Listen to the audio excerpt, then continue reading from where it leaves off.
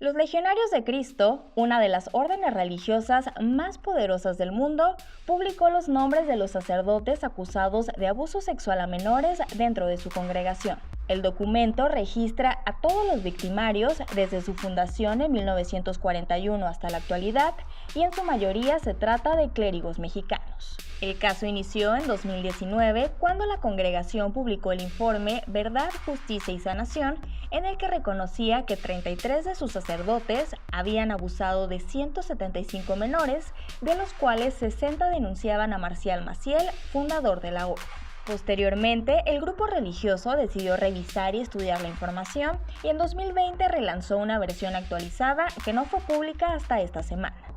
En el documento, los legionarios redujeron el número de victimarios al informar que 2 casos no procedieron, que en 3 la investigación aún no concluye y que en otro el denunciante admitió que no se había tratado de un abuso. Así, en síntesis, el informe de 31 páginas reconoce a 27 clérigos abusadores y a 170 víctimas, en su mayoría varones de entre 11 y 16 años de edad.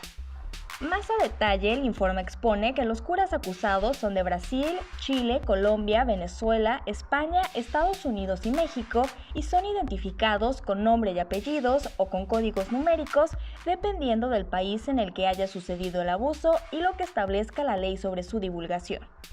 Es importante destacar que el caso de México es el más extenso, pues de todos los sacerdotes de la lista, 17 son mexicanos. La mayoría registran varias víctimas, sobre todo en el norte del país, y entre ellos destacan personajes como Marcial Maciel, fundador de la orden, Fernando Martínez Suárez, acusado de abuso sexual de 8 niñas en un colegio de Cancún entre 1991 y 1993, Antonio Rodríguez Sánchez, acusado de abusar de un menor de 12 años en un seminario de la Ciudad de México durante los años 80, y Vladimir Reséndiz, quien a pesar de ser mexicano, acumula denuncias en varios países, por lo que fue condenado a 6 años y medio de prisión por abusar de varones menores de edad en un seminario en el norte de Italia y luego en Venezuela. Respecto al resto de los sacerdotes de nacionalidad mexicana, sus nombres completos no fueron publicados por petición de la víctima o porque existe un proceso penal o canónico en curso. De acuerdo con los legionarios, durante el último año comenzaron un proceso de reparación del daño con al menos 50 víctimas y buscarán resarcir el abuso con las otras 120.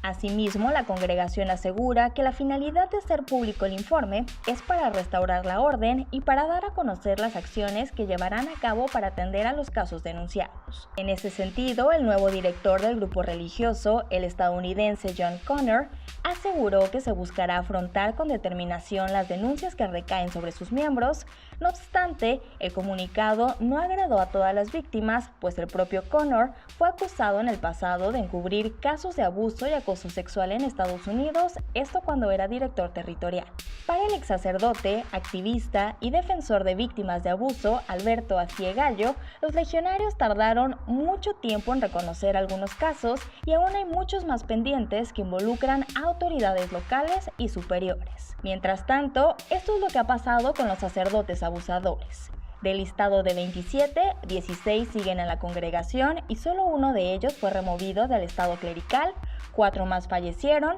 otros 6 dejaron el sacerdocio y uno abandonó la congregación. En cuanto a los castigos, 3 de los acusados fallecieron sin ser juzgados, 2 más fueron condenados en fuero penal, mientras que los demás no han sido procesados por los plazos de prescripción de los casos o por otras situaciones legales.